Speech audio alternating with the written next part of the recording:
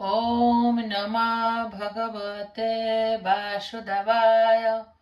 ॐ नमः भगवते वासुदेवाय। ॐ नमः भगवते वासुदेवाय। श्रीमद्भागवत गीता যথাযথ त्रयोदश अध्याय प्रकृति पुरुष विवेक योग श्लोक 23। उपद्रष्टानो मन्ता च भक्ता भोक्ता महेश्वरा परमात्मेति च पुक्तो देहेऽस्मिन् पुरुषो परा।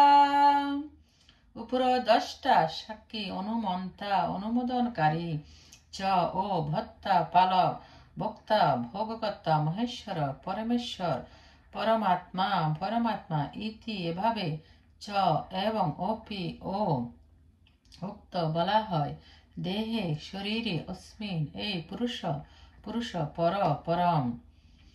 অনুবাদ, এই শরীরে আর একজন পরম পুরুষ রয়েছেন যিনি হচ্ছেন উপদেষ্টা অনুমন্তা ভোক্তা ভক্তা মহেশ্বর এবং তাকে পরমাত্মাও বলা হয়। তাৎপর্য, এখানে বলা হচ্ছে যে পরমাত্মা যিনি সর্বক্ষণ জীবের সঙ্গে থাকেন তিনি পরমেশ্বর ভগবানের প্রকাশ। তিনি একজন সাধারণ জীব নন। অদ্বৈতবাদী দার্শনিকরা যেহেতু ক্ষেত্রজ্ঞকে এক বলে মনে করেন তাই তাদের মতে জীবাত্মা ও পরমাত্মার মধ্যে কোনো পার্থক্য নেই। সে পার্থক্য স্পষ্টভাবে বোঝাবার জন্য ভগবান এখানে বলেছেন যে তিনি পরমাত্মারূপে প্রতিটি দেহে বিরাজ করেন। জীবাত্মা থেকে তিনি পৃথক, তিনি পর অর্থাৎ প্রপঞ্চাতীত। জীবাত্মা কোনো বিশেষ ক্ষেত্রের কার্যকলাপ উপভোগ করে থাকেন, কিন্তু পরমাত্মা সীমিত ভোক্তা বা দেহের কর্মফলের ভোক্তারূপে থাকেন না। তিনি বিরাজ করেন সাক্ষী, পর্যবেক্ষক, অনুমোদনকারী ও পরম ভোক্তারূপে। তার নাম হচ্ছে পরমাত্মা, জীবাত্মা নয়। তিনি প্রপঞ্চাতীত। এখানে স্পষ্টভাবে বোঝানো হয়েছে যে আত্মা ও পরমাত্মা ভিন্ন। পরমাত্মার হস্ত ও পদ সর্বত্রই আছে, কিন্তু জীবের তা নেই। যেহেতু পরমাত্মা পরমেশ্বর ভগবান, তাই তিনি প্রতিটি জীবের অন্তরে থেকে জীবাত্মার ভোগ বাসনাগুলি মঞ্জুর করেন। পরমাত্মার অনুমোদন ব্যতীত জীবাত্মা কিছুই করতে পারে না। জীবাত্মা হচ্ছে ভুক্ত বা প্রতিপালিত এবং ভগবান হচ্ছেন ভোক্তা বা প্রতিপালক। অসংখ্য জীব আছে এবং তিনি তাদের পরম সুহৃদ রূপে তাদের অন্তরে বিরাজ করেন। প্রতিটি স্বতন্ত্র জীব হচ্ছে পরমেশ্বর ভগবানের সনাতন বিভিন্নাংশ এবং তারা উভয়ে একে অপরের ঘনিষ্ঠ বন্ধু। কিন্তু জীবের মধ্যে ভগবানের অনুমোদন প্রত্যাহার করার প্রবণতা রয়েছে এবং সে স্বাধীনভাবে জড়া প্রকৃতির উপর আধিপত্য করার বাসনা করে। যেহেতু তার এই প্রবণতা রয়েছে তাই তাকে বলা হয় পরমেশ্বর ভগবানের ততষ্ঠা শক্তি। জীব ভগবানের জড়াশক্তি নতুবা তার পরাশক্তিতে অবস্থান করতে পারেন। যখন সে জড়াশক্তির বন্ধনে আবদ্ধ হয়ে পড়ে তখন পরমেশ্বর ভগবান তাকে তার পরাপ্রকৃতিতে ফিরিয়ে নিয়ে যাবার জন্য তার পরম বন্ধু পরমাত্মা রূপে তার সঙ্গে সঙ্গে থাকেন। ভগবান জীবকে পরাপ্রকৃতিতে নিয়ে যাওয়ার জন্য সর্বদাই উদ্গ্রীব, কিন্তু জীব তার যৎপর নাস্তি ক্ষুদ্র স্বাতন্ত্র্যের প্রভাবে প্রতিনিয়ত পরম চিন্ময় জ্যোতিস্বরূপ ভগবানের সঙ্গ প্রত্যাখ্যান করছে। তার স্বাতন্ত্র্য ব্যবহার করার ফলে জীব এই জড়া প্রকৃতিতে সংসারে দুঃখ ভোগ করছে। ভগবান তাই সর্বক্ষণ তার অন্তরে থেকে এবং বাইরে থেকে উপদেশ দিচ্ছেন। বাইরে থেকে তিনি ভগবদ গীতার উপদেশ দিচ্ছেন এবং অন্তর থেকে তিনি জীবের দৃঢ় প্রত্যয় উৎপাদন করার চেষ্টা করেছেন যে এই জড়জগতে তার কোনো কর্ম আনন্দ দানের পক্ষে উপযোগী নয়। তিনি বলছেন, এই সব কিছু পরিত্যাগ করে আমার প্রতি বিশ্বাস ভাজন হও, তাহলেই তুমি সুখী হতে পারবে। এভাবে বুদ্ধিমান ব্যক্তি পরমাত্মা বা পরম পুরুষোত্তম ভগবানের প্রতি তার বিশ্বাস অর্পণ করে সচ্চিত আনন্দময় জীবনের দিকে অগ্রসর হতে শুরু করেন। শ্লোক 24। য এবং বেত্তি পুরুষং প্রকৃতিং চ গুণেশঃ সর্বতা বর্তমানঃপি ন স ভূয়ঃ বিজায়তে য যিনি এবং এভাবে ব্যক্তি জানেন পুরুষম পুরুষকে প্রকৃতিম যারা প্রকৃতিকে চ এবং গুণে গুণ সহ সহ সর্বথা সর্বতভাবে বর্তমান বিদ্যমান হয়ে অপি ও ন না স তিনি ভূয় পুনরায় অভিজায়তে জন্মগ্রহণ করেন। অনুবাদ: যিনি এভাবে পুরুষকে এবং গুণাদি সহ জড়া প্রকৃতিতে অবগত হন, তিনি জড় জগতে বর্তমান হয়ে পুনঃ পুনঃ জন্মগ্রহণ করেন না। তাৎপর্য: যারা প্রকৃতি, পরমাত্মা, জীবাত্মা এবং তাদের পরস্পরের সম্পর্ক সম্বন্ধে যথার্থ জ্ঞান লাভ করতে পারলে মুক্তি লাভের যোগ্যতা অর্জন করা যায় এবং এই জগতে পুনরাবর্তিত হওয়ার বাধ্যবাধকতা অতিক্রম করে চিৎ জগতে প্রবেশ করার যোগ্যতা অর্জন করা যায়। এটি হচ্ছে যথার্থ জ্ঞানের পরিণতি। জ্ঞানের উদ্দেশ্য হচ্ছে জীব যে ঘটনা চক্রে জড়জগতে বন্ধনে পতিত হয়েছে তা স্পষ্টভাবে উপলব্ধি করা।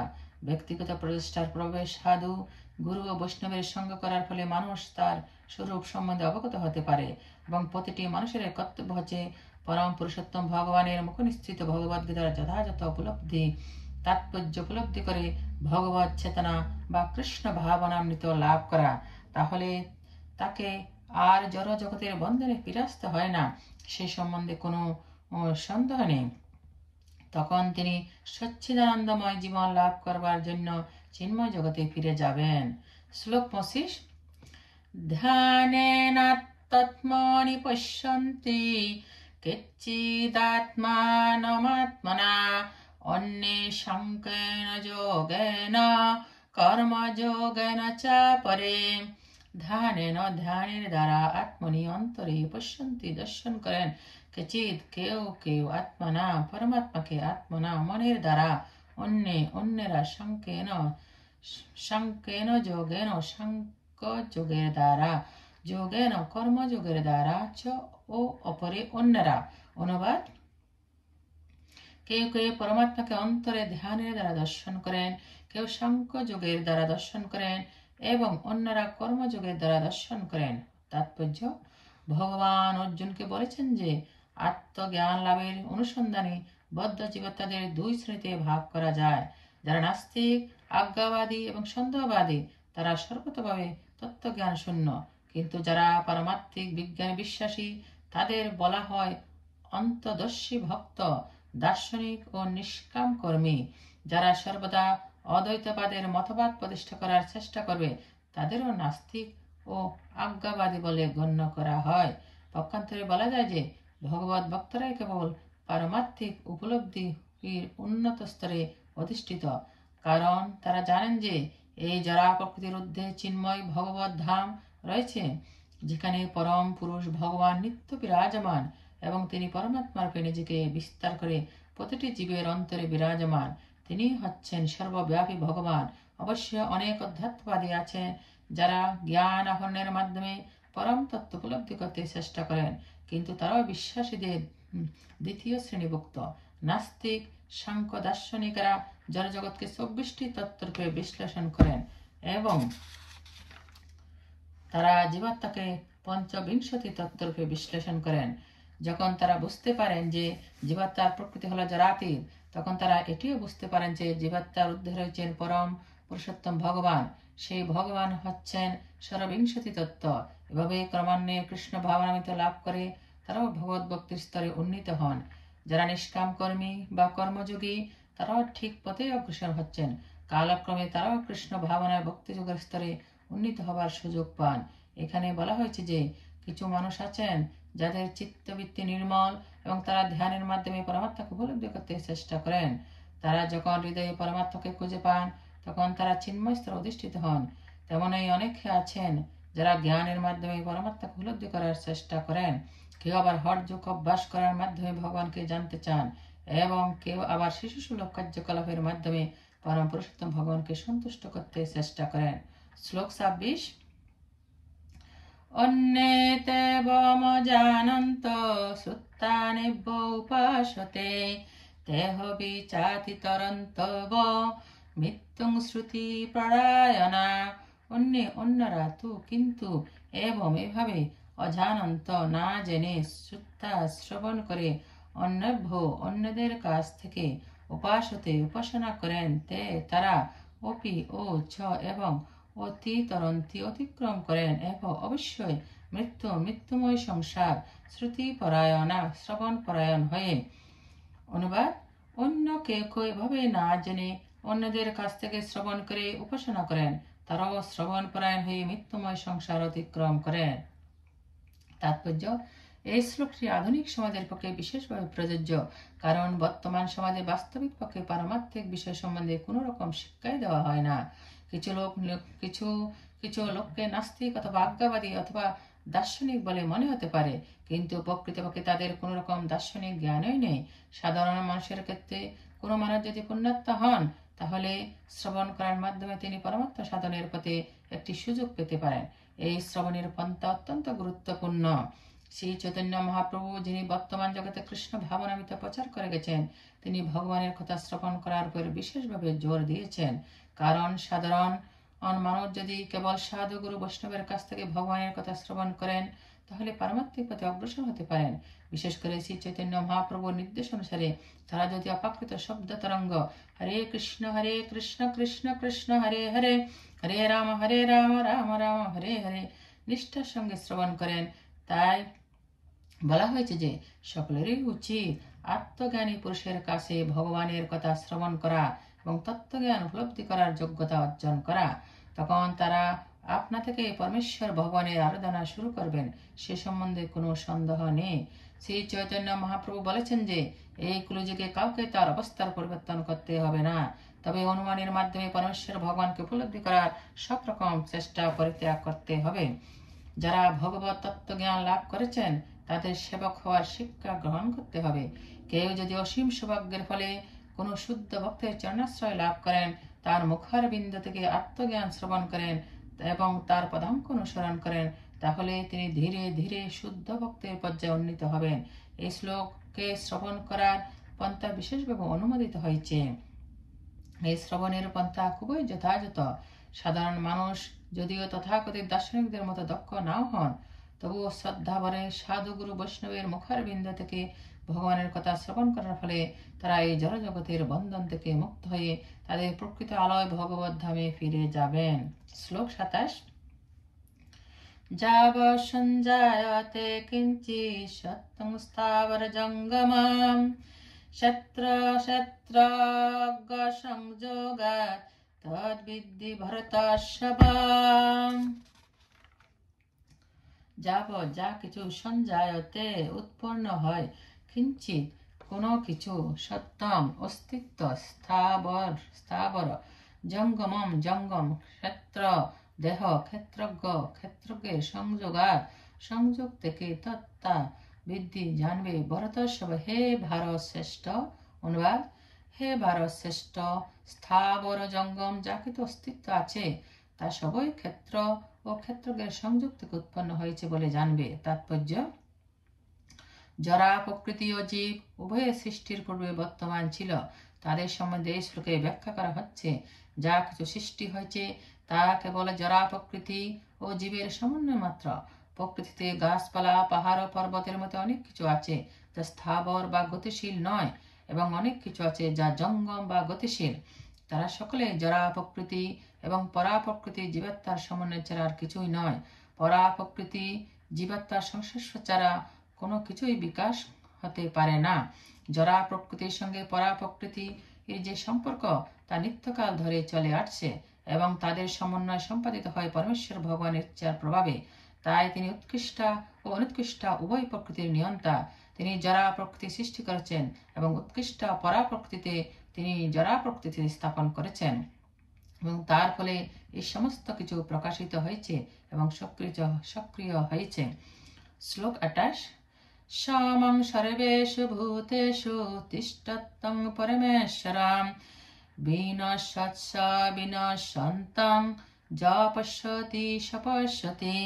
সমম সমভাবে সর্বেষু সমস্ত ভূতেষু জীবে তিষ্ঠন্তম অবস্থিত পরমেশ্বরম পরমাত্মাকে বিনশ্যৎসু বিনাশশীলদের মধ্যে অবিহীন সন্তম অবিনাশী যিনি পশ্যতি দর্শন করেন, স তিনি পশ্যতি যথার্থ দর্শন করেন। অনুবাদ: যিনি সর্বভূতে সমানভাবে অবস্থিত বিনাশশীল দেহের মধ্যে অবিনাশী পরমাত্মাকে দর্শন করেন, তিনি যথার্থ দর্শন করেন। তাৎপর্য: সাধু সঙ্গের প্রভাবে যিনি দেহ, দেহী বা জীবাত্মা ও জীবাত্মার বন্ধু এই তিনটি তত্ত্বের সমন্বয় দর্শন করতে পারেন, তিনি যথার্থ জ্ঞান লাভ করেছেন। যে পারমাত্মিক বিষয়ে প্রকৃত জ্ঞাতার সঙ্গ করে না, সে এই তিনটি জিনিস দেখতে পায় না। যারা তেমন সঙ্গ লাভ করে না, তারা অজ্ঞ হয়ে থাকে। তারা কেবল দেহটি দর্শন করে এবং দেহটির যখন বিনাশ হয়ে যায় তখন মনে করে যে সবকিছুই শেষ হয়ে গেল, কিন্তু প্রকৃতপক্ষে সেটি তা নয়। দেহের বিনাশ হলেও আত্মা ও পরমাত্মা উভয়ই বর্তমান থাকেন এবং তারা অনাদিকাল ধরে অসংখ্য স্থাবর জঙ্গম শরীরে ভ্রমণ করতে থাকেন। পরমেশ্বর এই সংস্কৃত শব্দটিকে কখনো কখনো জীবাত্মা বলে অনুবাদ করা হয়, কারণ আত্মা হচ্ছে দেহের প্রভু এবং দেহের বিনাশের পরে সে অন্য একটি রূপ গ্রহণ করে। এভাবেই সে হচ্ছে প্রভু, কিন্তু পরমেশ্বর শব্দটিকে পরমাত্মা বলে অন্যরা ব্যাখ্যা করে থাকেন। দুটি ক্ষেত্রে পরমাত্মা জীবাত্মা উভয়ই থাকেন, তাদের বিনাশ হয় না। এভাবেই তিনি দর্শন করতে পারেন। তিনি প্রকৃতপক্ষে কি করছে তা বুঝতে পারেন। শ্লোক 29। সমং পশ্যান হি সর্বত্র সমবস্থিতমীশ্বরম ন হি ন হস্তাত্মনাত্মানং ততো জাতি পরাং গতিম। সমম সমভাবে, পশ্যন দর্শন করে, হি অবশ্যই, সর্বত্র সর্বত্র, সমাবস্থিতম সমভাবে অবস্থিত, ঈশ্বরম পরমাত্মাকে, ন করেন না, হি হি নস্তি অধপতন, আত্মনা মনের দ্বারা, আত্মনাম আত্মাকে তত সেই হেতু জাতি লাভ করেন, পরাম পরম গতিম গতি। অনুবাদ: যিনি সর্বত্র সমভাবে অবস্থিত পরমাত্মাকে দর্শন করেন, তিনি কখনো মনের দ্বারা নিজেকে অধপতিত করেন না। এভাবেই তিনি পরম গতি লাভ করেন। তাৎপর্য: জীবাত্মা তার জড়জাগতিক অস্তিত্ব স্বীকার করে নিয়ে তার চিন্ময় অবস্থা থেকে ভিন্নতর অবস্থান লাভ করে, কিন্তু কেউ যখন বুঝতে পারে যে পরমেশ্বর ভগবান তার পরমাত্মা অংশ প্রকাশরূপে সর্বত্র বিরাজিত, অর্থাৎ কেউ যখন সর্বভূতে পরমেশ্বর ভগবানকে দর্শন করতে পারেন, তখন আর তিনি বিনাশী মনোভাব নিয়ে নিজেকে অধপতিত করেন না, এবং তাই তিনি তখন ধীরে ধীরে চিন্ময় জগতের দিকে অগ্রসর হতে থাকেন।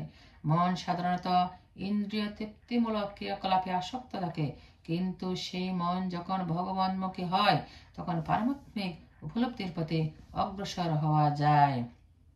শ্লোক 30।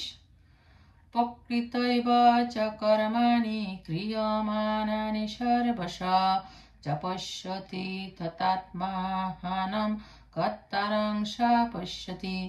প্রকৃতা যারা প্রকৃতির দ্বারা, এব অবশ্যই, চ ও, কর্মাণি কর্মসমূহ, ক্রিয়মাণানি ক্রিয়মান, সর্বশ সর্বতভাবে, য যিনি পশ্যতি দর্শন করেন, তথা এবং আত্মানাম আত্মাকে, অকর্তারম অকর্তা, স তিনি পশ্যতি যথাযথভাবে দর্শন করেন।